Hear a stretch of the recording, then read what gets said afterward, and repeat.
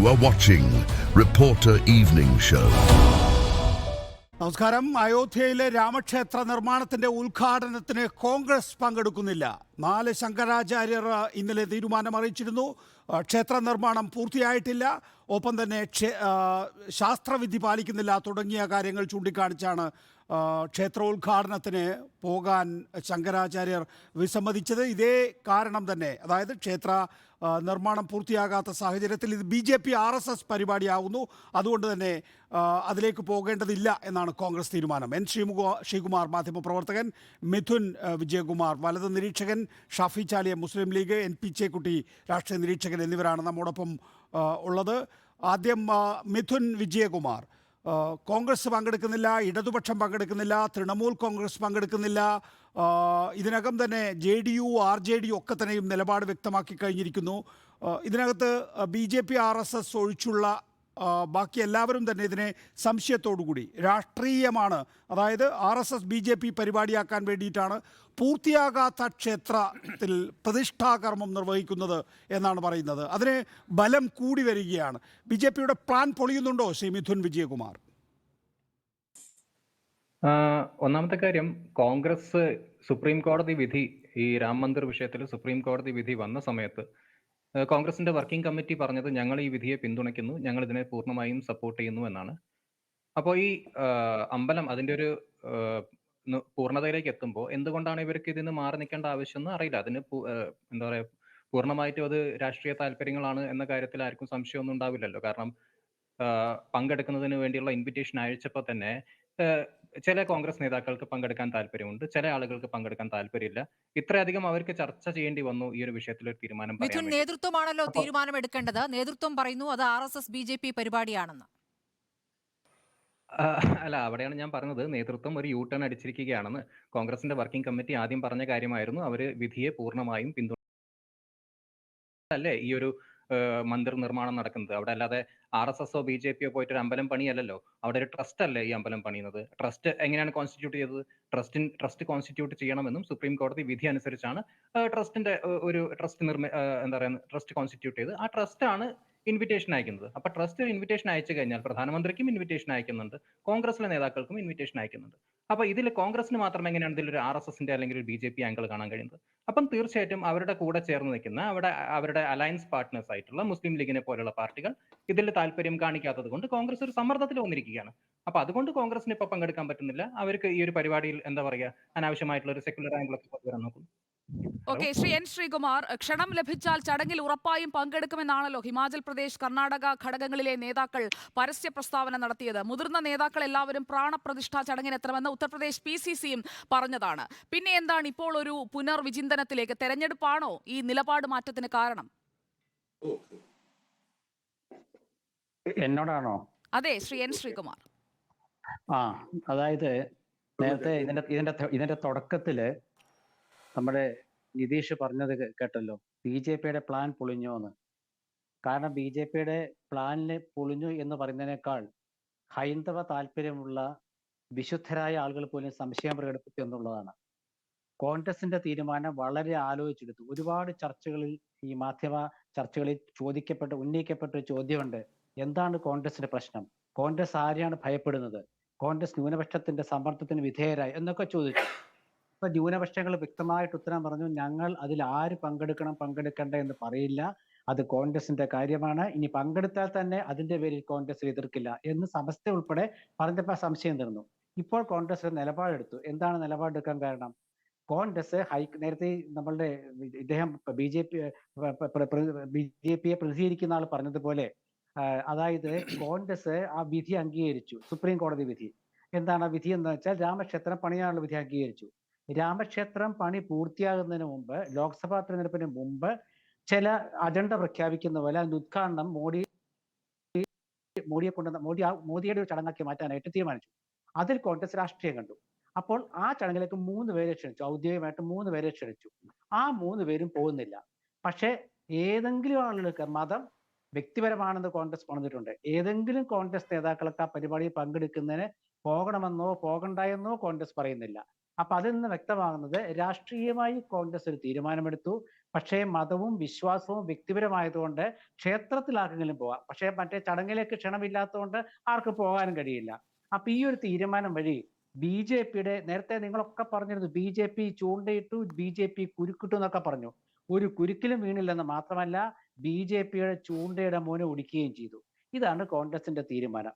ഈ തീരുമാനം എടുക്കാൻ എന്തുകൊണ്ട് ഇത്രയും ദിവസം എടുത്തു എന്നൊരു ചോദ്യം സ്വാഭാവികമായിട്ട് ഉന്നയിക്കപ്പെടാം. അത് കോൺഗ്രസ് ഒരു മുന്നണി ഇപ്പൊ രൂപീകരിച്ചിട്ടുണ്ട്. ആ മുന്നണിയുടെ കക്ഷികളുടെ തീരുമാനമുണ്ട്.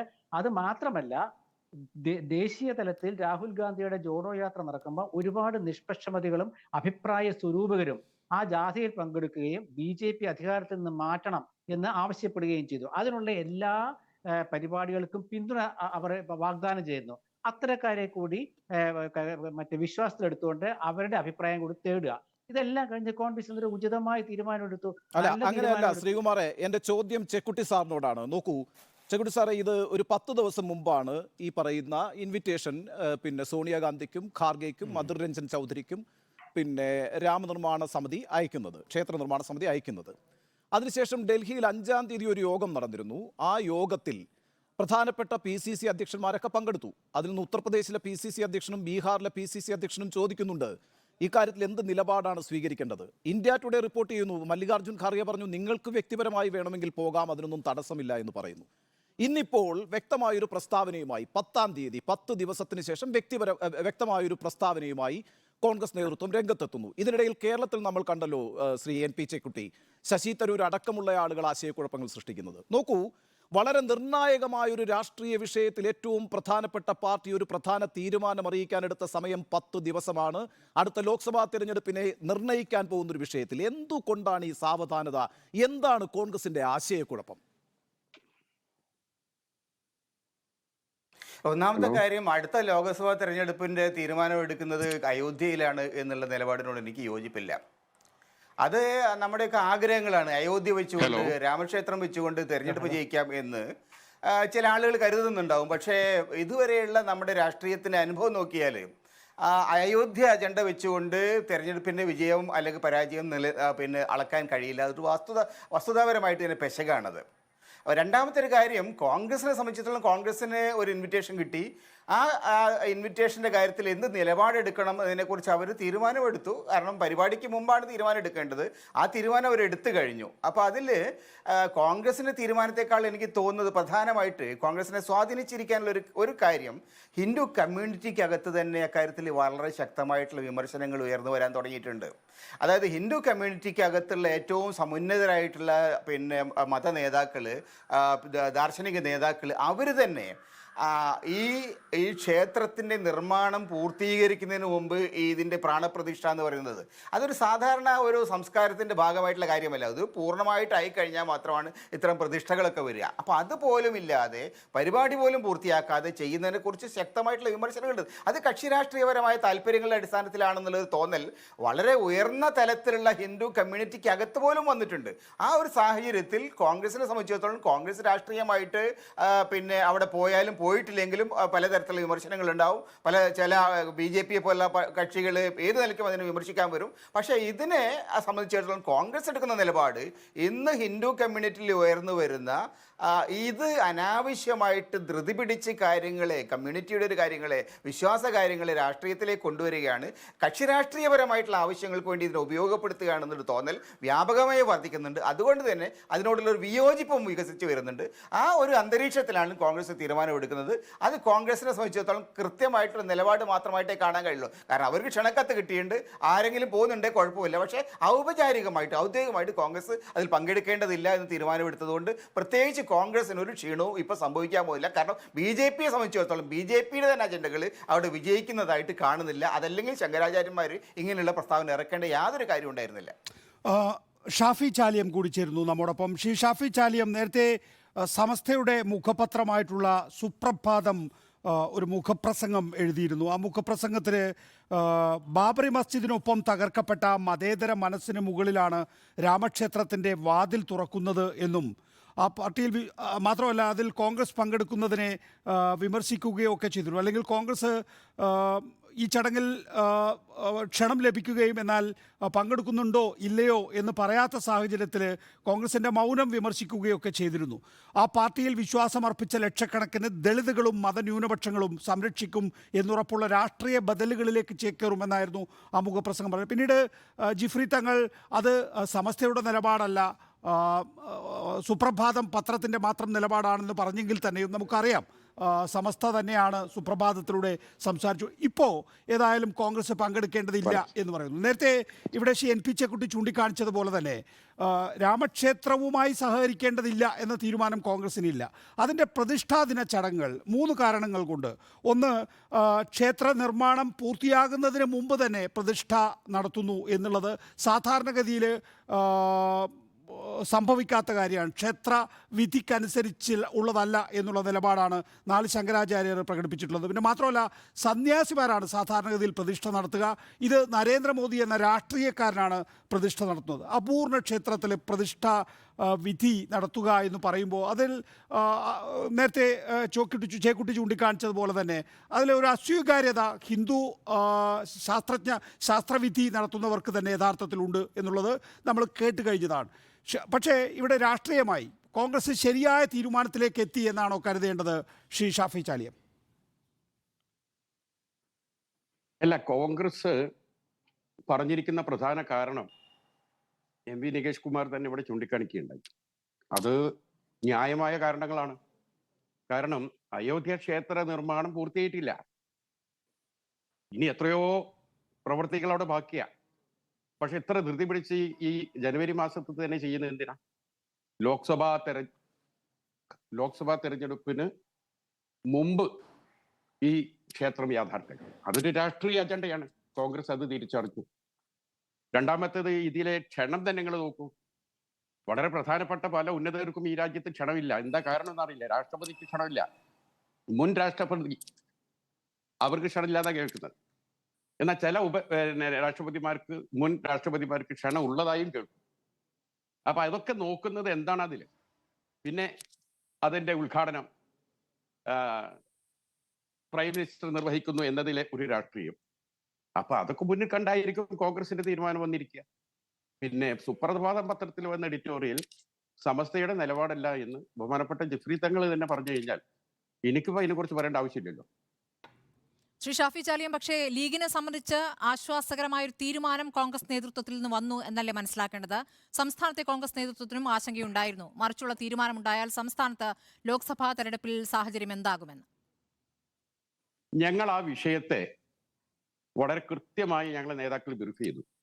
അത് വിശ്വാസപരമായ ഒരു ഭാഗമാണ്. അതിൽ പോകേണ്ടവർക്ക് പോകാം. പോയി എന്ന് കരുതിയിട്ട് ഞങ്ങൾക്ക് പരിഭവമില്ല. ഇനി പോവാതിരുന്നാൽ അതിൽ വലിയ സന്തോഷമില്ല. അതൊക്കെ ക്ഷണം കിട്ടിയവർ തീരുമാനിക്കേണ്ട കേസുകളാണ്.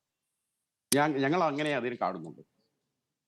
അല്ല, ഇപ്പോൾ ശ്രീ ഷാഫി ചാലിയം താങ്കൾ സൂചിപ്പിച്ചതുപോലെ തന്നെ ഇപ്പോൾ രാമക്ഷേത്രത്തിൽ പോകണം എന്നുള്ളവർക്ക് പോകാം. കോൺഗ്രസും ആ നിലപാടാണ് എടുത്തിട്ടുള്ളത്. ഇപ്പോൾ പ്രതിഷ്ഠാ ദിനത്തിൽ പോയില്ലെങ്കിൽ തന്നെയും കമൽനാഥ് അടക്കമുള്ള രാമനിൽ വിശ്വസിക്കുന്ന, പ്രത്യേകിച്ച് ഉത്തരേന്ത്യയിൽപ്പെട്ട കോൺഗ്രസ്സുകാരായിട്ടുള്ള ഹിന്ദു വിശ്വാസത്തിലുള്ള നിരവധി പേർക്ക് ആ ക്ഷേത്ര ദർശനം നടത്തേണ്ടി വരും. അത് സ്വാഭാവികമാണ്. പക്ഷെ അതിനപ്പുറത്തേക്ക് രാമക്ഷേത്രം എങ്ങനെ ഉണ്ടായി എന്നുള്ളതൊരു രാഷ്ട്രീയ വിഷയമല്ലേ? ആ രാഷ്ട്രീയ വിഷയത്തിൽ എന്തുകൊണ്ടാണ് ലീഗ് അഭിപ്രായം പറയാത്തത്? നമ്മളൊന്ന് മനസ്സിലാക്കേണ്ടത്, അയോധ്യ വിധിക്ക് ശേഷവും മുമ്പും ഇത് 2 സിവിലൈസേഷനാണ്. വിധിക്ക് മുമ്പ് ഉള്ള ഒരു കാലഘട്ടമല്ല വിധിക്ക് ശേഷം. ആ വിധി തന്നെ എന്താണ്? CRPC IPC ഒക്കെ നോക്കിയിട്ടാണ്. ഇന്ത്യൻ ഭരണഘടനയിലെ 142 എന്ന വകുപ്പ് സമ്പൂർണമായ നീതി കൊടുക്കാൻ സുപ്രീം കോടതിക്ക് അധികാരം കൊടുക്കുന്ന ഒരു വകുപ്പ്. ആ വകുപ്പ് ഉപയോഗിച്ചിട്ട് എന്താ ചെയ്തത്? നമുക്കറിയാം, 3 കക്ഷികളാണ് അവിടെ ഹർജിയുമായി വന്നത്. ഒന്ന് അഘാടി, ഒന്ന് രാംലല്ല, ഒന്ന് സുന്നി വഖഫ് ബോർഡ്. ഈ അഘാടിയും രാംലല്ലയുടെ ആവശ്യം എന്താണ്? ക്ഷേത്രം ഉണ്ടാക്കാൻ ഭൂമി അവർക്ക് വിട്ടുകൊടുക്കണം. അതാണ് നമ്മൾ പഠിക്കേണ്ടത്. സുപ്രീം കോടതി വിട്ടുകൊടുത്തോ? വിട്ടുകൊടുത്തില്ല. അവിടെ നടന്ന എല്ലാ വിഗ്രഹം കൊണ്ടുവച്ചത് സ്വയംഭൂവായിട്ടാണെന്നാണ് ഇവരുടെ വാദം. അല്ല, അനർത്ഥമായി കൊണ്ടുവച്ചതാണ്. തെറ്റാണത്. പള്ളി പൊളിച്ചത് തെറ്റ്. അങ്ങനെ ഓരോരോ കാര്യങ്ങൾ എണ്ണി പറഞ്ഞതിന് ശേഷമാണ് ഈ ഇന്ത്യൻ ഭരണഘടനയിലെ 142 എന്ന ഈ വകുപ്പിലേക്ക് പോയിട്ട് പറയുന്നു, ഇവിടെ എന്തെങ്കിലും നിലക്കൊരു സെറ്റിൽമെന്റ് ആവശ്യമാണ് എന്ന് പറഞ്ഞിട്ട് ആരോടാണ്?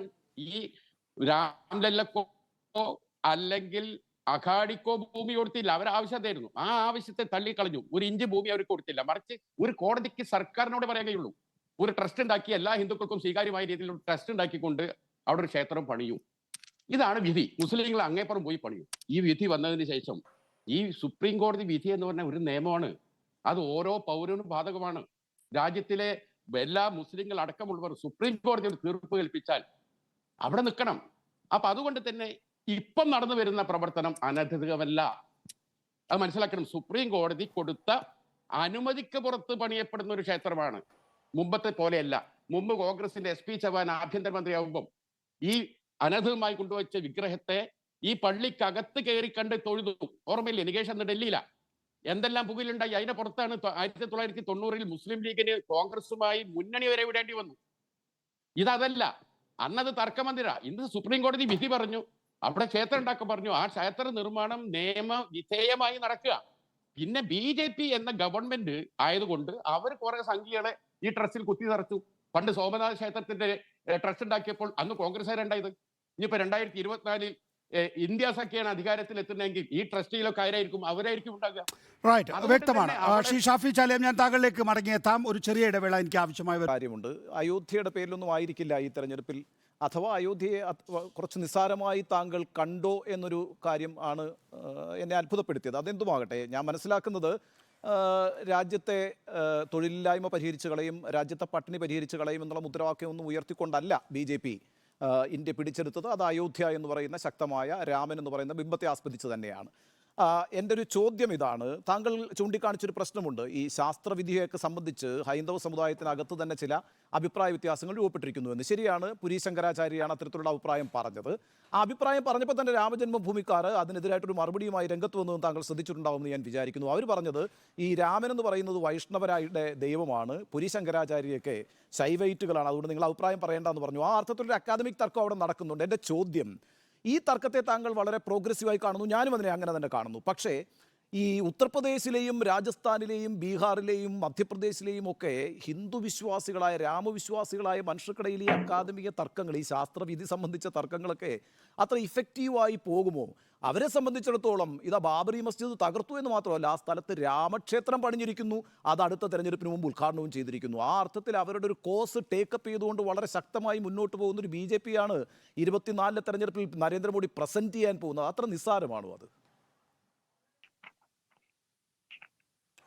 അല്ല, അതിൻ്റെ പ്രശ്നം രാമക്ഷേത്രം യഥാർത്ഥത്തിൽ 92 മുതലുള്ള കാലത്ത്, സുപ്രീം കോടതി വിധി വരെയുള്ള കാലത്ത് വളരെ പ്രധാനം തന്നെയായിരുന്നു.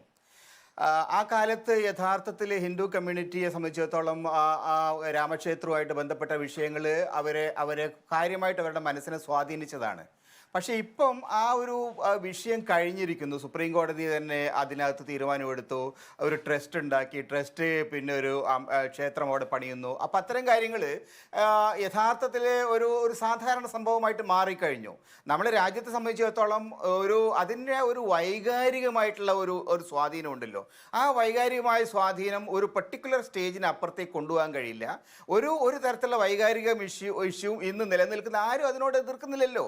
അവിടെ ക്ഷേത്രം പണിയുന്നതിന് ആരാ എതിർപ്പുള്ളൂ? ഒരാൾക്കും എതിർപ്പില്ല. അവിടെയുള്ള ആളുകളൊക്കെ ക്ഷേത്രം പണിയുന്നു, ക്ഷേത്രത്തിൽ പോകേണ്ടവർ പോകുന്നു, പോകാതിരിക്കേണ്ട അവർക്കൊന്നും എതിർപ്പില്ല. അതുകൊണ്ട് തന്നെ ഒരു എതിർപ്പും ഇല്ലാത്തൊരു സാഹചര്യത്തിൽ അവിടെ ഒരു അമ്പലം പണിയുന്നു എന്നുള്ളതിൻ്റെ പേരിൽ മാത്രം ഒരു രാജ്യത്തെ മുഴുവൻ ജനങ്ങളും BJPക്ക് വോട്ട് ചെയ്യുന്നു പറഞ്ഞാൽ അത് അത്ഭുതകരമായ ഒരു സംഗതിയാണ്. അങ്ങനെയാണെങ്കിൽ ഞാൻ സോമനാഥ ക്ഷേത്രം ഇതിനേക്കാൾ വലിയൊരു ഇഷ്യൂ ആയിരുന്നു ഈ 47, 48, 49 കാലത്തൊക്കെ. അപ്പം അവിടെ പിന്നെ അവിടെ ക്ഷേത്രം പണിയുന്നു. അതിനുശേഷം അവിടെ പല രാഷ്ട്രീയ കക്ഷികളും വന്നില്ലേ? ഗുജറാത്തിൽ ഒരുപാട് കക്ഷികൾ മാറി മാറി വന്നിട്ടുണ്ട്. അപ്പം അതുകൊണ്ടൊക്കെ തന്നെ രാഷ്ട്രീയത്തെ സ്വാധീനിക്കുന്നത് അതാത് കാലത്ത് ഇത്തരം വൈകാരിക വിഷയങ്ങൾ സ്വാധീനിക്കുന്നത് ശരിയാണ്. പക്ഷേ കൽപ്പാന്ത കാലത്തോളം ഈ ഒരു വിഷയത്തിൻ്റെ അടിസ്ഥാനത്തിൽ ഏതെങ്കിലും ഒരു രാഷ്ട്രീയ കക്ഷിക്ക് നേട്ടം കൊയ്യാം എന്ന് വിചാരിക്കുന്നുണ്ടെങ്കിൽ അവർ വിഡ്ഢികളുടെ സ്വർഗത്തിൽ മാത്രമാണെന്ന് എൻ്റെ അഭിപ്രായം. ജനങ്ങളെ സംബന്ധിച്ചിടത്തോളം ഗുരുതരമായ വിഡ്ഢികളുടെ സ്വർഗത്തിൽ ഇപ്പോൾ യഥാർത്ഥത്തിൽ ആരാണ്? ഇവിടുത്തെ കൃത്യമായിട്ടുള്ള പൊളിറ്റിക്കൽ ബാറ്റിൽ തുടങ്ങി കഴിഞ്ഞിരിക്കുകയാണ്. രാമക്ഷേത്രം എന്നത് RSSന്റേതും BJPയുടേതുമാണ് എന്ന് പറയാതെ പറഞ്ഞ് സമ്മതിച്ചു കൊടുക്കുകയാണ് ഇപ്പോൾ കോൺഗ്രസ് ചെയ്തിരിക്കുന്നത്. അതിനുള്ള BJPയുടെ മറുപടി വന്നിരിക്കുകയാണ്. ജിനേം ശ്രീറാം കെ അസ്തിത്വ पर ही विश्वास नहीं उनसे और ഉപേക്ഷ भी क्या जा सकती है. അതായത് ശ്രീരാമന്റെ അസ്തിത്വത്തിൽ പോലും വിശ്വാസം ഇല്ലാത്തവരാണ് കോൺഗ്രസ് എന്ന് പറയുമ്പോൾ അതിന് കൊടുക്കാനുള്ള മറുപടി എന്താണ് ഒരു പൊളിറ്റിക്കൽ റിപ്ലൈ RSSനും BJPക്കും കൊടുക്കാൻ അവിടെ ഉള്ളത്? ശ്രീ NP ചേക്കുട്ടി. അല്ല, ഇതിപ്പോ RSSകാര് പറയുന്നതിനൊക്കെ മറുപടി കൊടുക്കേണ്ട കാര്യം രാജ്യത്ത് എന്താ ഉള്ളത്?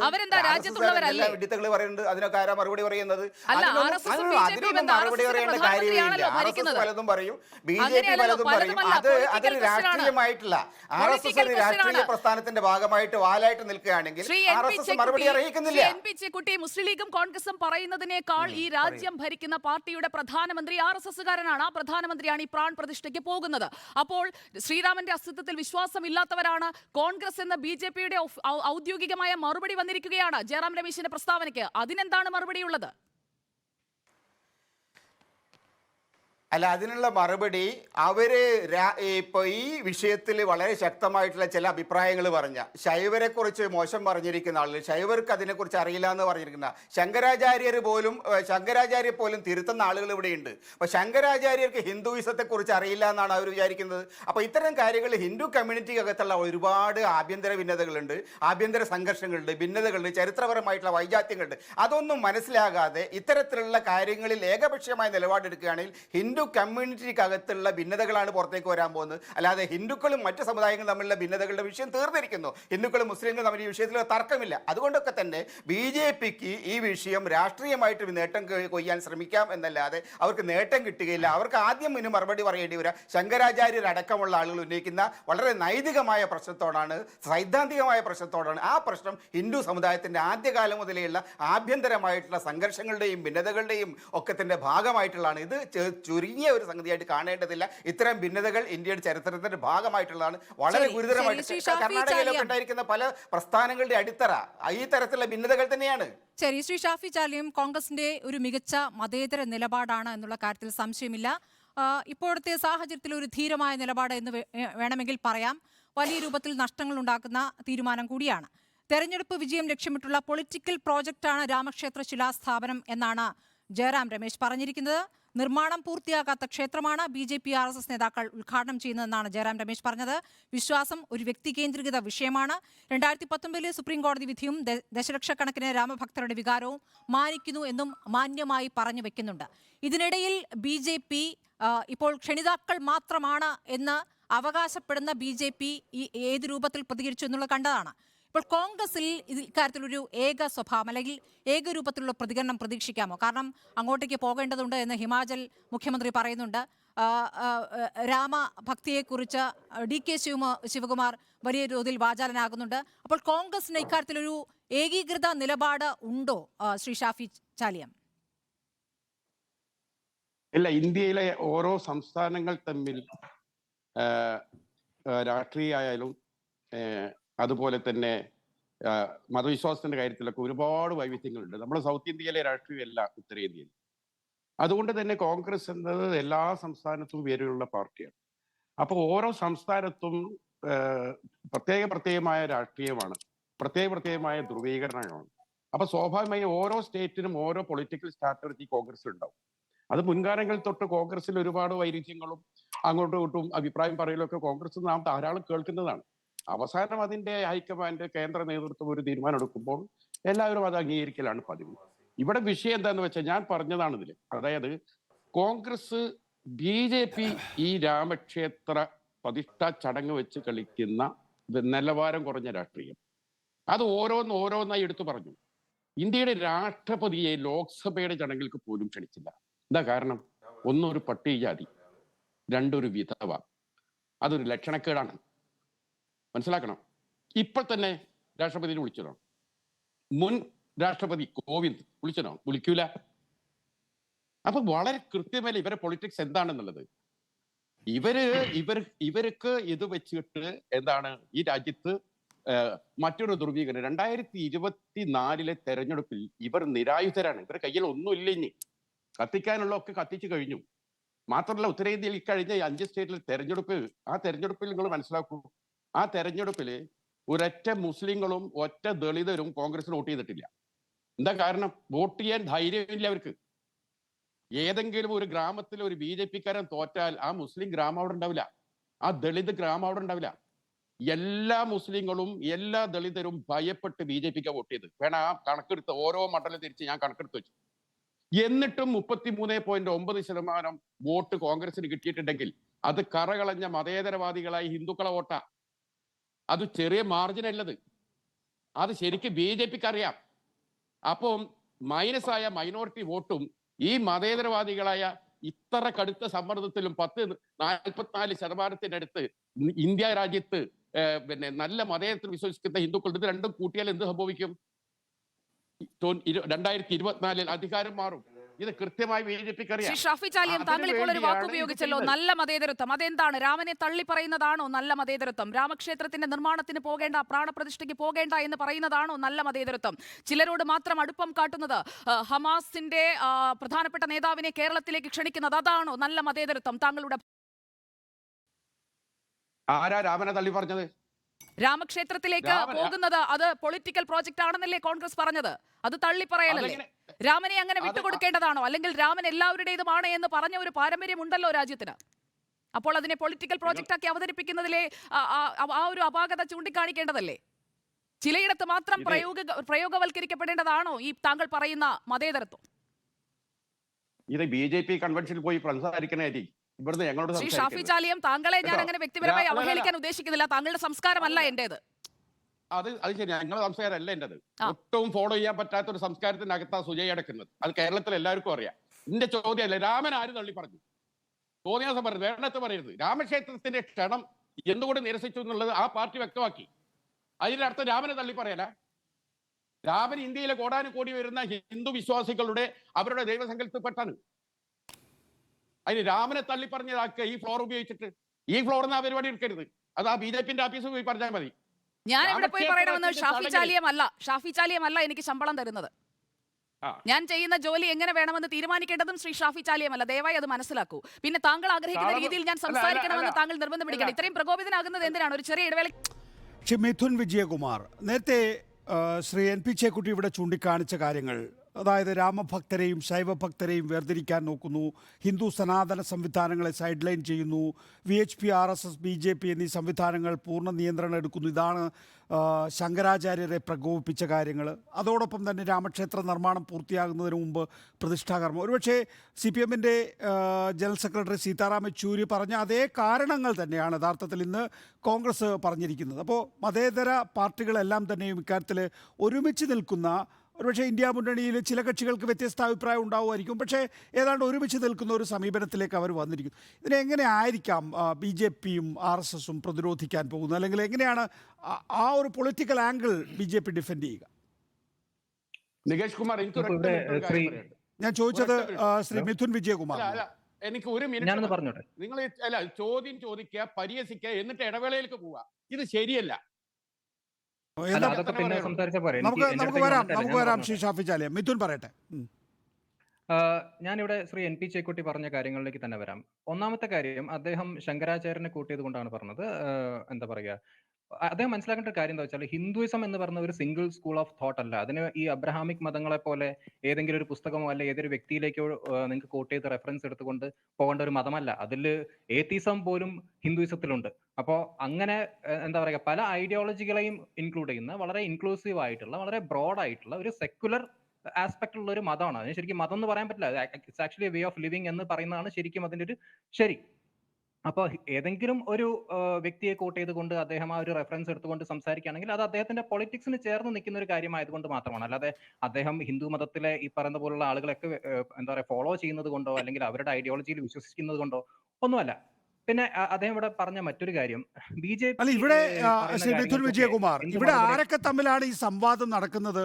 ഒരു ക്ഷേത്ര ട്രസ്റ്റിന്റെ സെക്രട്ടറി ആയിട്ടുള്ള ചമ്പത് റായും 4 ശങ്കരാചാര്യരും തമ്മിലാണ്. അവിടെയാണ് ഈ 4 ശങ്കരാചാര്യരെ ശങ്കര രാമ വ്യത്യാസം രാമായണ കഥ വായിച്ചാൽ മനസ്സിലാകുമെന്നും രാമൻ തന്നെ രാമേശ്വരത്ത് ശിവക്ഷേത്രം, അപ്പോൾ എങ്ങനെയാണ് രാമൻ തന്നെ ഈ ശൈവ വിശ്വാസത്തിൽ അധിഷ്ഠിത അല്ലെങ്കിൽ അദ്ദേഹം രാമേശ്വരത്ത് ക്ഷേത്രം പണിയുന്നത് എന്ന് ചോദ്യം ഉയർത്തിയിട്ടുണ്ട്. അപ്പോൾ അതൊരു അക്കാഡമിക് ഡിസ്കഷൻ എന്ന് പറയുമ്പം തുല്യരല്ലാത്ത രണ്ടുപേർ ചേർന്നുള്ള അക്കാഡമിക് ഡിസ്കഷനാണ്. അല്ല, നോക്കൂ, ഞാൻ അതാ പറഞ്ഞത്, ഹിന്ദുയിസം എന്ന് പറഞ്ഞത് എല്ലാ ഐഡിയോളജിനെയും വെൽക്കം ചെയ്യുന്ന ഒരു മതമാണ്. അല്ലെങ്കിൽ അതിൽ എല്ലാ സ്കൂൾ ഓഫ് തോട്ട്സിനും നമുക്ക് ഇൻക്ലൂഡ് ചെയ്യാൻ പറ്റും.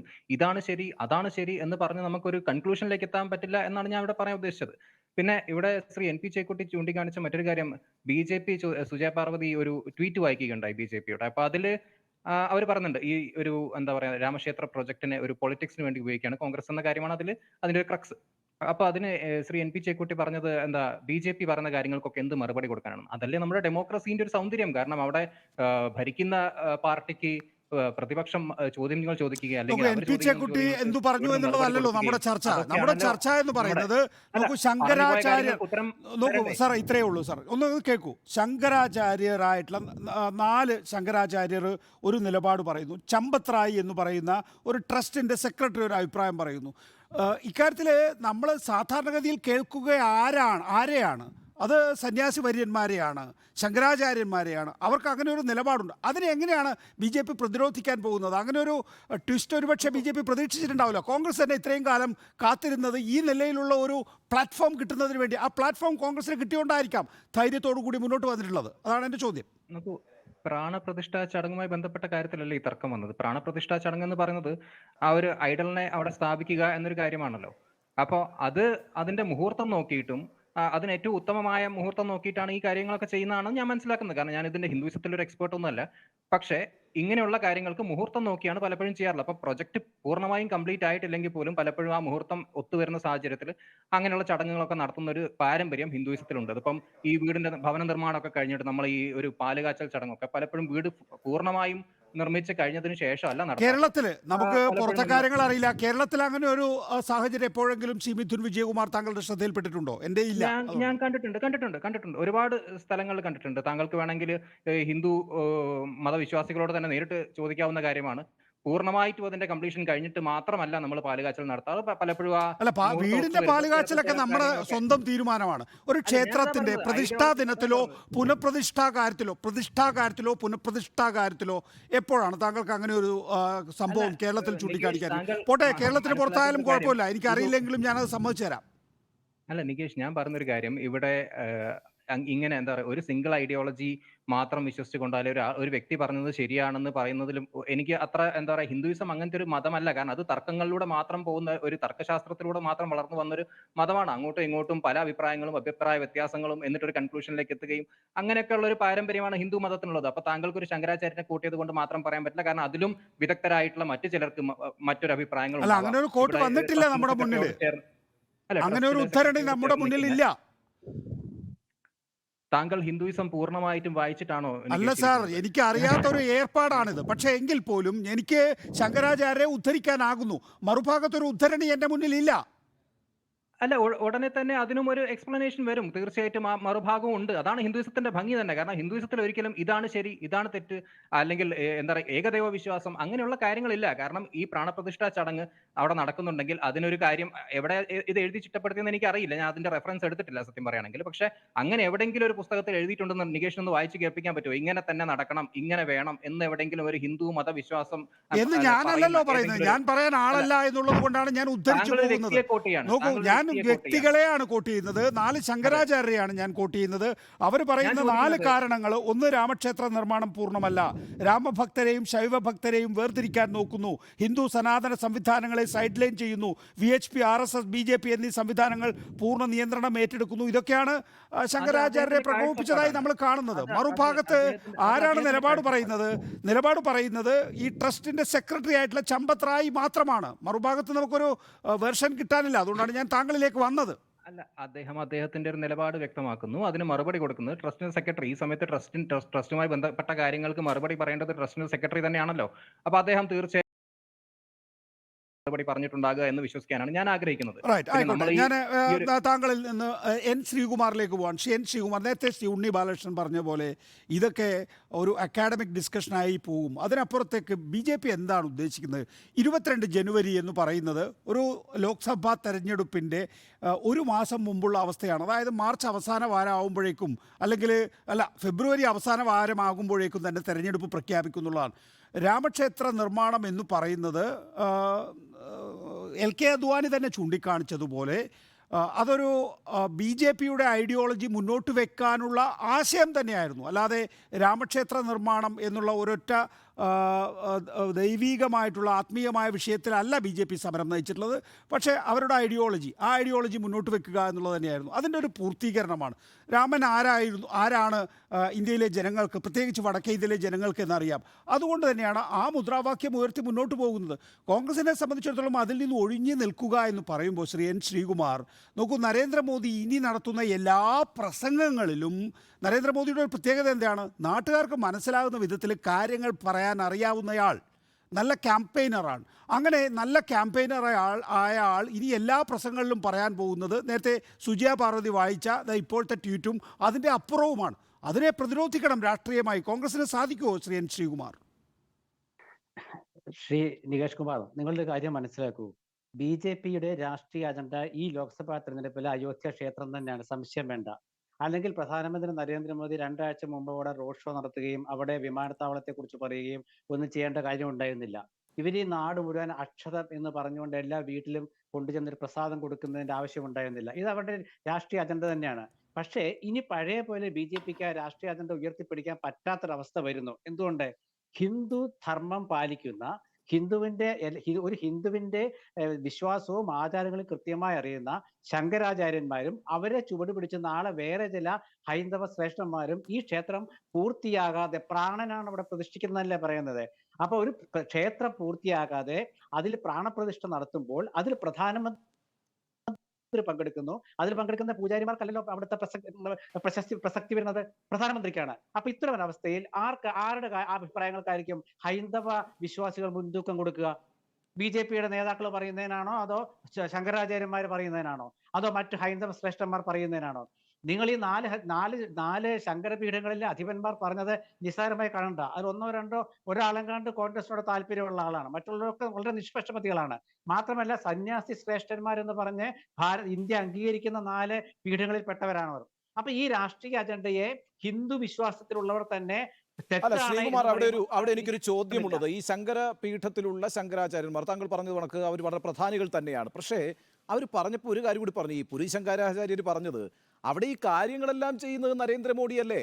അവിടെ അദ്ദേഹം നടത്താൻ പോകുന്നത്, ആ ഐഡലിൽ തൊട്ട് ചടങ്ങുകൾ നടത്താൻ പോകുന്നത് നരേന്ദ്രമോദി ആയിരിക്കുന്നുണ്ട്. അവിടെ പോയി ക്ലാപ്പ് ചെയ്യാൻ ഞങ്ങൾ വേണോ എന്നാണ് ചോദിക്കുന്നത്. ചോദ്യം ഇതാണ്, ഇത്തരത്തിലുള്ള തർക്കങ്ങൾ ശങ്കരാചാര്യന്മാരും ഈ പറയുന്ന രാമജന്മഭൂമി ട്രസ്റ്റുമായിട്ടും ഒക്കെ നടക്കുമ്പോഴും ഒരു സെക്ട് എന്നുള്ള നിലയ്ക്ക്, ഒരു വിഭാഗം എന്നുള്ള നിലയ്ക്ക് അവരുടെ പൊതു താല്പര്യം ഒന്ന് തന്നെയാണ്. അതാണ് ഞാൻ പറയുന്നത്. ഈ തർക്കത്തെ നമ്മൾ ഗൗരവതരമായി കണ്ടിട്ട് അപ്പുറത്ത് BJP നടത്തുന്ന വലിയ പൊളിറ്റിക്കൽ പ്രോജക്റ്റിനെതിരായിട്ട് എന്തോ ഹിന്ദു സമുദായത്തിനകത്ത് വലിയ പൊട്ടിത്തെറി ഉണ്ടാകുന്നു എന്നൊരു വിലയിരുത്തലേക്ക് പോയാൽ ഇവരുടെ മൊത്തം പൊതു താല്പര്യം ഒന്നാണ് എന്ന വസ്തുത മറന്നു പോകും. അല്ലല്ല, ഞാൻ അതല്ല പറഞ്ഞേ. അതായത് വിശ്വാസത്തെ ചൂഷണം ചെയ്യാൻ വേണ്ടി BJP ശ്രമിക്കുമ്പോൾ ആ വിശ്വാസത്തിലുള്ളവർ തന്നെ എതിരഭിപ്രായം പറഞ്ഞാൽ അത് ശ്രദ്ധിക്കപ്പെടുന്നു എന്നാണ് ഞാൻ പറഞ്ഞത്. അത് അജണ്ട മാറ്റപ്പെടും. ഇവിടെ കോൺഗ്രസ് ആ രാമക്ഷേത്രത്തിൽ പോകുന്നതിനെതിരല്ല. ആ രാമക്ഷേത്രത്തിൽ ആർക്ക് വേണേ പോകാം. കോൺഗ്രസ് പോകണമെന്നോ പോകണ്ടെന്നോ ഞാൻ നേരത്തെ പറഞ്ഞിട്ടില്ല. കമൽനാഥിനോ ആർക്ക് വേണമെങ്കിലും പോകാം. ആ ചടങ്ങിലേക്ക് അവർക്കൊന്നും ക്ഷണമില്ല. അത് കോൺഗ്രസിനാണ് ക്ഷണം. അത് നിഷേധിച്ചു, അവരത് നിരാകരിച്ചു പറയുന്ന കാര്യം ഇത് രാഷ്ട്രീയമായിട്ട് പ്രധാനമന്ത്രി ഉപയോഗിക്കാൻ ശ്രമിക്കുന്നു എന്നുള്ളതാണ്. പക്ഷെ ആ ക്ഷേത്രത്തിലേക്ക് പോവാം. രാമക്ഷേത്രം ആ പ്രാണപ്രതിഷ്ഠ ചടങ്ങ് കഴിഞ്ഞാൽ ആ ക്ഷേത്രം തുറന്നെടുക്കുന്നുണ്ടെങ്കിൽ കോൺഗ്രസിന്റെ സംഘത്തിന് പോവാം. ഇതൊക്കെ നമ്മൾ മുൻപ് ചർച്ച ചെയ്തതാണ്. പക്ഷേ BJPയുടെ രാഷ്ട്രീയ അജണ്ട പരാജയപ്പെടാൻ പോകുന്നത് ഹൈന്ദവ ശ്രേഷ്ഠന്മാർ അവർ പറയുകയാണ് ക്ഷേത്രം പൂർത്തിയായിട്ടില്ല. അവിടെയാണ് പ്രശ്നം. ക്ഷേത്രം പണി പൂർത്തിയായിട്ടില്ല. പൂർത്തിയാകാത്ത ക്ഷേത്രത്തിൽ ശ്രീ എൻ ശ്രീകുമാർ, അവിടെ എനിക്കൊരു വിയോജിപ്പുണ്ട്.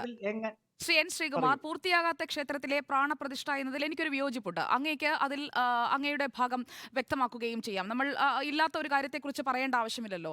അതായത് ഈ പ്രാണപ്രതിഷ്ഠ എങ്ങനെയാണ് ഒരു ഇൻകംപ്ലീറ്റ് ടെമ്പിളിൽ നടത്തുന്നത് എന്നതാണല്ലോ ഇവിടെ പ്രധാനമായും ഇപ്പോൾ തർക്കിച്ചുകൊണ്ടിരിക്കുന്ന ഒരു വിഷയം. അതായത് ഈ വിഗ്രഹം എന്ന് പറയുന്നത് അതിന് പ്രാണൻ നൽകിക്കൊണ്ട് ഈ പ്രതിഷ്ഠയിലേക്ക് എത്തുന്നത്, അത് ശ്രീരാമനായി മാറുന്ന ആ ഒരു പ്രക്രിയയുണ്ടല്ലോ, അത് പൂർത്തിയാകുന്നതിന് ടെമ്പിളിന്റെ കൺസ്ട്രക്ഷൻ കംപ്ലീറ്റ് ആകണം എന്ന് നിർബന്ധമില്ല. ഗർഭഗൃഹം അല്ലെങ്കിൽ സാങ്ക്ടം സാങ്ക്ടോറം ഇത് രണ്ടും പൂർത്തിയായാൽ മതി. അതാണ് താന്ത്രിക വിധിയിൽ പറയുന്നത്. താങ്കൾക്ക് തെറ്റാണെങ്കിൽ തിരുത്താം. താന്ത്രിക വിധിയാണ് ഞാൻ കോട്ട് ചെയ്തത്. ഞാന് നിങ്ങളെ ചില കാര്യങ്ങൾ ശങ്കരാചാര്യന്മാർ പറയുന്നത് ശരിയും ഇക്കാര്യത്തിൽ അവർ പറയുന്നത് തെറ്റും എന്ന രീതിയിൽ അവർ പറയുന്നത് തെറ്റാണെന്നല്ല, താന്ത്രിക വിധിയിൽ ഇങ്ങനെ പറയുന്നുണ്ടല്ലോ. ഭക്തർ ഇതും കണക്കിലെടുക്കുമല്ലോ. പ്രധാനമന്ത്രിക്ക് പങ്കെടുക്കാൻ വേണ്ടി ഒരു രാഷ്ട്രീയ അജണ്ടയുടെ പൂർത്തീകരണത്തിന് വേണ്ടി ക്ഷേത്രം പണി പൂർത്തിയാകാതെ പ്രതിഷ്ഠ നടക്കുന്നു എന്ന് ചർച്ചാ വിഷയമായില്ലേ 2 ദിവസമായിട്ട്? ആ ചർച്ചാ വിഷയം BJPക്ക് എതിരാകും. എന്താ സംശയമില്ല ശ്രീമതി സുജയ? ചർച്ചയായി. ശങ്കരാചാര്യന്മാർ പറഞ്ഞു ഈ ക്ഷേത്രത്തിന്റെ നിർമ്മാണം പൂർത്തിയായിട്ടില്ല. അത് ചർച്ചയാക്കിയില്ലേ? ഇത്രയും കാലം ചർച്ചയായിരുന്നു. ഇത്രയും കാലം എന്തായിരുന്നു ചർച്ച? കോൺഗ്രസ് എന്താ പോകാത്തെ? കോൺഗ്രസ് പറയുന്നു ഞങ്ങൾ ക്ഷേത്രത്തിനെതിരല്ല, ആ ചടങ്ങിൽ ഞങ്ങൾക്ക് ക്ഷണമുണ്ടെങ്കിലും അത് രാഷ്ട്രീയമായിട്ട് ഉപയോഗിക്കുന്ന അജണ്ടയാണ്, അത് ഞങ്ങൾ തിരിച്ചറിഞ്ഞിരിക്കുന്നു. 2019 BJPയുടെ അജണ്ടയിൽ കോൺഗ്രസ് അറിയാതെ കൊത്തിപ്പോയി. BJPയുടെ അജണ്ടയിൽ കൊത്തേണ്ടതില്ല എന്ന തീരുമാനം ആദ്യം എടുത്തത് CPIM ആണ്. CPIM അങ്ങോട്ടില്ല എന്ന് കൃത്യമായി പറഞ്ഞു. തൃണമൂൽ കോൺഗ്രസും അങ്ങോട്ടില്ല എന്ന് കൃത്യമായി പറഞ്ഞു. പക്ഷേ കോൺഗ്രസിന്റെ ഇതൊരു ഭാഗികമായ തീരുമാനമാണ്. ഇപ്പോൾ ക്ഷണം ലഭിച്ച 3 പേർ പോകണ്ട എന്ന് തീരുമാനിക്കുന്നു: സോണിയാഗാന്ധി, ഖർഗെ, അധിർ രഞ്ജൻ ചൗധരി. അതേസമയം ഹിമാചൽ മുഖ്യമന്ത്രിക്ക് അത് വ്യക്തിപരമായ താല്പര്യത്തിന് പുറത്ത് പോകാം, മറ്റുള്ളവർക്ക് വേണമെങ്കിൽ പോകാം എന്ന് പറയുന്നത് അർത്ഥ മനസ്സോടുകൂടിയുള്ള ഒരു തീരുമാനമാണ് എന്ന് പറഞ്ഞാൽ വിയോജിക്കുമോ? അല്ല, സംഘടനാപരമായ തീരുമാനം കോൺഗ്രസ് എടുത്തത്. 3 പേരെ ക്ഷണിച്ചു. ആ 3 പേര് കോൺഗ്രസിന്റെ അധികാരികളാണ്. പ്രസിഡന്റ്, UPA ചെയർപേഴ്സൺ ആയിരുന്ന സോണിയാഗാന്ധി, അധീർ രഞ്ജൻ ചൗധരി. അപ്പൊ അവർ 3 പേര് ആ പദവികൾ വഹിക്കുന്നു. അവരെ ക്ഷണിച്ചു, അവർ പോകുന്നില്ല. മറ്റുള്ള ആർക്കും വേണമെങ്കിൽ, വിശ്വാസികളായ ഹിന്ദുക്കൾക്ക് കോൺഗ്രസ്, ഒരു ഹിന്ദു ശരാശരി ഹിന്ദുവാണ്, അത് ആദ്യം മനസ്സിലാക്കുക. മൃദു ഹിന്ദുത്വമൊന്നും അവിടെ ഇല്ല. ഒരു ശരാശരി ഹിന്ദു കോൺഗ്രസ്സുകാരന് അവിടെ പോകാം, തൊഴാം, ഒരു വിഷയമല്ല. കാരണം സുപ്രീം കോടതി വിധി കോൺഗ്രസ് അംഗീകരിച്ചതാണ്. നാളെ പള്ളി പണിയാണെങ്കിൽ, മെയ് മാസത്തെ പള്ളി പണിയാണെങ്കിൽ അത് അവിടെയും കോൺഗ്രസിന് പോകാവുന്നതാണ്. ഇത് വിശ്വാസത്തിന്റെ പ്രശ്നമാണ്. മതവും രാഷ്ട്രീയവും നമുക്ക് വേർതിരിക്കാൻ പറ്റില്ല. പക്ഷേ അധികാര രാഷ്ട്രീയവും മതവും ഇവിടെ വേർതിരിച്ചു കാണുന്നു. അതാണ് കോൺഗ്രസ് പറഞ്ഞത്. അധികാര രാഷ്ട്രീയത്തിന് വേണ്ടി മതത്തെ ഉപയോഗിക്കേണ്ട കാര്യമില്ല. അതുകൊണ്ട് ആ മതവിശ്വാസത്തെ ഹനിക്കുന്നില്ല. രാമക്ഷേത്രത്തിൽ പോകാം. പ്രാണപ്രതിഷ്ഠാ ചടങ്ങിൽ പങ്കെടുക്കാൻ ക്ഷണിച്ചത് കോൺഗ്രസിനെയാണ്. അത് രാഷ്ട്രീയമാണ്. വ്യക്തമാണ്. ശ്രീ എൻ ശ്രീകുമാർ, ശ്രീ ഷാഫി ചാലിയം, കോൺഗ്രസിന് യഥാർത്ഥത്തിൽ ഈ രാമക്ഷേത്രത്തിൻ്റെ ഉൽപ്പത്തിയിൽ നിന്ന് ഒഴിഞ്ഞുനിൽക്കാൻ കഴിയുമോ?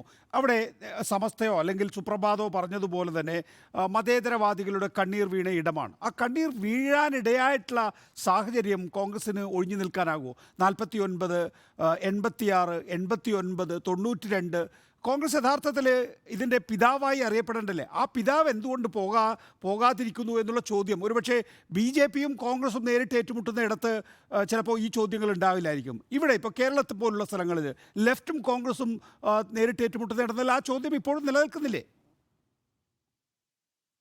അല്ല, അത് ഞാൻ ആദ്യത്തെ തന്നെ മറുപടി പറഞ്ഞു കഴിഞ്ഞു. നമ്മൾ വിധിക്ക് മുമ്പ് എന്തൊക്കെയോ നടന്നിട്ടുണ്ട്.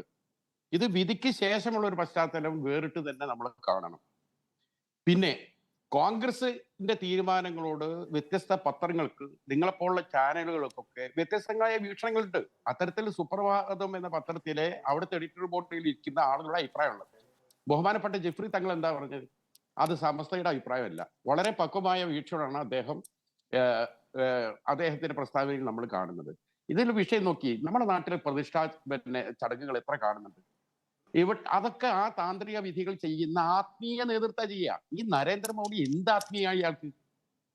ഞങ്ങൾ ഇത്ര ആലോചിച്ച് മനസ്സിലായി. ഇത്രയും വലിയ സംഗതി ഈ ശങ്കരാചാര്യന്മാര്, അതുപോലെ വലിയ മഠാധിപതികള്, അത്തരത്തിലുള്ള ഇത് നോക്കും നിങ്ങൾ. ഇയാൾ ആരാണ്? ഇദ്ദേഹത്തിന് എന്ത് ആത്മീയതയുള്ളത്?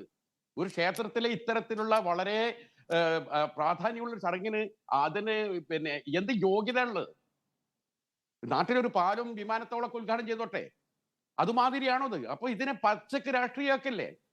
ഞങ്ങൾ ഇതിനെ രാഷ്ട്രീയപരമായി ഉപയോഗിക്കും എന്ന ഒരു പ്രഖ്യാപനം, ഒരു ഡിക്ലറേഷനാണ് ഈ പ്രധാനമന്ത്രി നടത്തുന്നത്. അപ്പൊ അതുകൊണ്ട് തന്നെയാണ് ശങ്കരാചാര്യന്മാരെ ഒക്കെ ഇപ്പൊ തള്ളിപ്പറയാണ്. ഇപ്പൊ നേരത്തെ എന്താണ് രാമനെ തള്ളി പറഞ്ഞു എന്നൊരു വാക്ക് പറഞ്ഞു. എനിക്കതാണ് ചൂടായത്.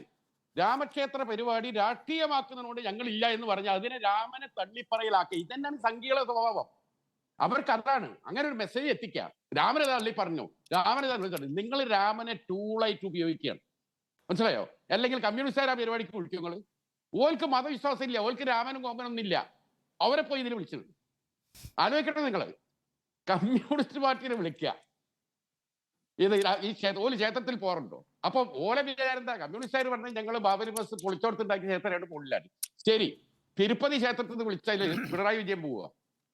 സീതാറാം യെച്ചൂരി ഏതെങ്കിലും ക്ഷേത്രത്തിൽ പോയിട്ടുണ്ടോ? അല്ല, അത് ഷാഫി ചാലിയം, അത് അവര് മനഃപൂർവ്വം അതൊരു പൊളിറ്റിക്കൽ ട്രാപ്പാണ്. എന്താണ് വെച്ചാൽ രാമനെ പ്രതിഷ്ഠിക്കുന്ന ഒരു ക്ഷേത്രത്തിൻ്റെ ഉദ്ഘാടന ചടങ്ങിലേക്ക് കോൺഗ്രസിനെ വിളിക്കുമ്പോൾ, കമ്മ്യൂണിസ്റ്റുകളെ വിളിക്കുമ്പോൾ ഇവരെല്ലാം പങ്കെടുക്കണമെന്ന് ആഗ്രഹിക്കുന്നില്ല. മറിച്ച് രാമനെ വിശ്വസിക്കുന്നവർ, രാമനിൽ അവിശ്വാസമുള്ളവർ, ഈ ഒരു വിഭജനമാണ് അവർ ഉദ്ദേശിക്കുന്നത്. ആ വിഭജനത്തിലൂടെയാണ് അവരെപ്പോഴും അവരുടെ രാഷ്ട്രീയ ലാഭം കൊയ്തെടുത്തിട്ടുള്ളത്. അല്ലാതെ ആത്മാർത്ഥമായിട്ടാണോ ഇത്തരത്തിലൊരു ക്ഷണം പോയത്? ഏതായാലും സോണിയാഗാന്ധിയും അധിർ രഞ്ജൻ ചൗധരിയും മല്ലികാർജ്ജുൻ ഖാർഗെയൊക്കെ ഫ്രണ്ടിൽ തന്നെ സീറ്റ് കൊടുത്തിരുത്തിയിട്ട് നമുക്ക് ഈ ഐഡലങ്ങ് സ്ഥാപിച്ചു കളയാമെന്ന് അവർ വിചാരിക്കുന്നതില്ല. It's a political trap. Unni Balakrishnan പറഞ്ഞതിന്റെ വളരെ കൃത്യമാണ് കോൺഗ്രസിന്റെ വീക്ഷണം ശരിയാന്നുള്ളത്. കാരണം കോൺഗ്രസ് അത് തിരിച്ചറിഞ്ഞു. ഈ ക്ഷണത്തിലൂടെയുള്ള വിഭജനങ്ങൾ, ചിലരെ അവഗണിക്കുക, ചിലരെ വിളിക്കുക, ഈ ഇത്തരത്തിലുള്ള വളരെ പ്രാധാന്യമുള്ള ചടങ്ങ് അതാണ് ഒരു പൊളിറ്റിക്കൽ ലീഡർഷിപ്പ് ചെയ്യുകയാണ്. ഒരു ആത്മീയ ആചാര്യന്മാർ വന്ന് ചെയ്യുന്ന സണി. നിങ്ങൾ ആലോചിച്ച് നോക്കും. നിങ്ങൾ നമ്മുടെ നാട്ടിൽ എവിടെ കേട്ടുകേൾവിയുണ്ടോ? ഏതെങ്കിലും ഒരു പ്രതിഷ്ഠാ ചടങ്ങിന് അതിന് ഇത്ര കാലം വ്രതം എടുത്ത് അതിന് തയ്യാറായ അതിന്റെ താന്ത്രിക വിധികൾ അറിയുന്ന ആളുകൾ വന്നിട്ട് പൂജാകർമ്മം കൊണ്ട് ചെയ്യാണ്. ഇയാൾക്ക് എന്ത് പൂജ അറിയാം? അല്ല, അത് ശ്രീ ഷാഫി ചാലിയം താങ്കളല്ല നിശ്ചയിക്കേണ്ടത് എന്നുള്ളത് ഒരു സ്വാഭാവിക ചോദ്യമായി ഇത് കേൾക്കുന്ന ആളുകൾ ശ്രദ്ധിക്കുന്നുണ്ടാവില്ലേ? അതല്ല, ഞാൻ കോൺഗ്രസ് ഇതിനെ രാഷ്ട്രീയമാക്കി എന്ന് ആക്ഷേപിക്കുന്നതിന്റെ കാര്യകാരണങ്ങളിൽ വളരെ പ്രധാനപ്പെട്ടതാണ് ഈ കർമ്മത്തിന് നേതൃത്വം കൊടുക്കുന്നത് ആത്മീയ ശ്രേഷ്ഠരല്ല. ശരി, വ്യക്തമാണ്. ഷിയൻ പി ചേക്കുട്ടി, പക്ഷേ താങ്കൾ, ഞാൻ അവസാനിപ്പിക്കുകയാണ്, അവസാനത്തെ ചോദ്യമാണ്. ഷിയൻ പി ചേക്കുട്ടി, താങ്കൾ പക്ഷേ ഇതൊരു വലിയ വിഷയമാകില്ല എന്ന നിലപാടെടുക്കുന്നത് നേരത്തെ ശ്രീ ഉണ്ണി ബാലകൃഷ്ണൻ ചൂണ്ടിക്കാണിച്ച പോലെ തന്നെ എന്നെയും അത്ഭുതപ്പെടുത്തുന്നു. കാരണം ഇതാണ് ബി ജെ പി മുന്നോട്ട് വയ്ക്കുന്നത്. ബി ജെ പിയുടെ ലക്ഷ്യം ഇന്നിപ്പോൾ 303 സീറ്റുകളിൽ ബി ജെ പി ഒറ്റയ്ക്ക് നിൽക്കുമ്പോൾ ബി ജെ പി പറയുന്നത് 400 സീറ്റിലേക്ക് ഞങ്ങൾ എത്തുമെന്നുള്ളതാണ്. അപ്പോൾ രാമക്ഷേത്ര നിർമ്മാണം ആ നിലയിലുള്ള ഒരു ജനവിധി കൊണ്ടുതരുമെന്ന് ആ പാർട്ടി ആലോചിക്കുകയാണ്. കോൺഗ്രസിനെ സംബന്ധിച്ചിടത്തോളം ഇത്രയും ദിവസങ്ങളെടുത്തപ്പോൾ സ്വാഭാവികം കോൺഗ്രസിനും ആശങ്കയുണ്ടാകും. രാമക്ഷേത്ര നിർമ്മാണവുമായി നമ്മൾ സഹകരിച്ചില്ല എങ്കിൽ നരേന്ദ്രമോദി നടത്താൻ പോകുന്ന പ്രചരണത്തെക്കുറിച്ചൊക്കെ തന്നെയും. അപ്പോൾ നമ്മളിവിടെ കേരളത്തിലിരുന്ന് രാമക്ഷേത്ര നിർമ്മാണം ഒരു വിഷയമാകില്ല എന്ന് പറയുന്നതാണോ യാഥാർത്ഥ്യം? ഞാൻ നികേഷ്, ഇതിന് മറുപടി ഇത് വളരെ സിമ്പിളാണ്. 10 വർഷമായിട്ട് ബി ജെ പി നാട് ഭരിക്കുന്നുണ്ട്. ബി ജെ പി നൽകിയ വാഗ്ദാനങ്ങളെ സംബന്ധിച്ചിടത്തോളം ജനങ്ങൾക്ക് ഒരു ഓർമ്മയുണ്ടാവും എന്നാണ് ഞാൻ കരുതുന്നത്. തൊഴിലിൻ്റെ കാര്യത്തിലായാലും ശരി, മറ്റു കാര്യങ്ങളിൽ, സാമ്പത്തിക കാര്യങ്ങളിലായാലും ശരി, മറ്റെല്ലാ മേഖലകളിലും അവർ നൽകിയ വാഗ്ദാനങ്ങൾ ക്ഷേത്രം മാത്രമായിരുന്നില്ല വാഗ്ദാനം. അതുകൊണ്ട് ആ വാഗ്ദാനങ്ങളെക്കുറിച്ചാണ് ജനങ്ങൾ ഇപ്പോൾ ഓർമ്മിക്കാനുള്ളത്. രണ്ടാമത്തെ ഒരു കാര്യം, ഇതേ തരത്തിലുള്ള വൈകാരികമായിട്ടുള്ള ഒരു കാലത്ത് തന്നെയാണ് 2004 തെരഞ്ഞെടുപ്പിൽ ബി ജെ പിയുടെ ഏറ്റവും പ്രധാനപ്പെട്ട നേതാവായിരുന്ന വാജ്പേയിയുടെ ലീഡർഷിപ്പിലെ സർക്കാരിനെ ജനങ്ങൾ എടുത്തു മാറ്റിയത്. അപ്പം അതുകൊണ്ട് ജനങ്ങളെ സംബന്ധിച്ചിടത്തോളം വൈകാരികമായിട്ടുള്ള വിഷയങ്ങളുടെ അടിസ്ഥാനത്തിൽ മാത്രമല്ല, അന്ന് ഈ വിഷയമൊക്കെ ഉണ്ട്, അന്ന് ഈ ചർച്ചകളൊക്കെ ഉണ്ട്, ഇതിനേക്കാൾ കൂടുതൽ ഗുരുതരമായിരുന്നു. അപ്പൊ ആ തരത്തിലുള്ള വാജ്പേയി സർക്കാർ അധികാരത്തിൽ വരുമ്പോൾ 3 കണ്ടൻഷ്യസ് ഇഷ്യൂസ്, ആ വാക്ക് താങ്കൾക്ക് ഓർമ്മയുണ്ടാവുമല്ലോ, താങ്കൾ മാധ്യമപ്രവർത്തകനാവുമല്ലോ, ആണല്ലോ. 3 കണ്ടൻഷ്യസ് ഇഷ്യൂസ് തൊടില്ല എന്ന് പറയട്ടാ മുന്നണി ഉണ്ടാക്കി സർക്കാർ ഉണ്ടാക്കിയത്. എങ്ങനെ വിശ്വസിക്കും ഹിന്ദുക്കൾ? അങ്ങനെ വിശ്വസിക്കാൻ പറ്റില്ലല്ലോ. ആ പ്ലാങ്കില്ല. അല്ല ഉണ്ണി, അത് തന്നെയാണ് പറഞ്ഞത്. ആ പ്ലാങ്കിൽ നിന്ന് അവർ മാറേണ്ടി വന്നത് എന്തുകൊണ്ടാണ്? ആ പ്ലാങ്ക് കൊണ്ട് ഗുണം കിട്ടില്ല. കാരണം അത്രയേറെ സഖ്യകക്ഷികൾ പോലും കൂടെ നിൽക്കില്ല എന്നുള്ളതുകൊണ്ടായിരുന്നു. അല്ലെങ്കിൽ അവർക്ക് ആ പ്ലാങ്ക് എടുക്കാമായിരുന്നു. അപ്പൊ അതുകൊണ്ട് ഇന്നത്തെ രാഷ്ട്രീയ സാഹചര്യത്തിൽ മോദിക്ക് ഈ വിഷയം മാത്രം വെച്ചുകൊണ്ട് അയാളുടെ ദുർഭരണത്തെ ജനങ്ങൾക്കിടയിൽ ന്യായീകരിക്കാൻ കഴിയില്ല എന്ന് ഞാൻ കരുതുന്നത്. റൈറ്റ്, വളരെ നന്ദി ശ്രീ എൻ പി ചേക്കുട്ടി, ഒപ്പം തന്നെ ശ്രീ എൻ ശ്രീകുമാർ, മിഥുൻ വിജയകുമാർ, ഷാഫി ചാലിയം ചർച്ചയിൽ പങ്കെടുത്തതിന്. You are watching Reporter Evening Show.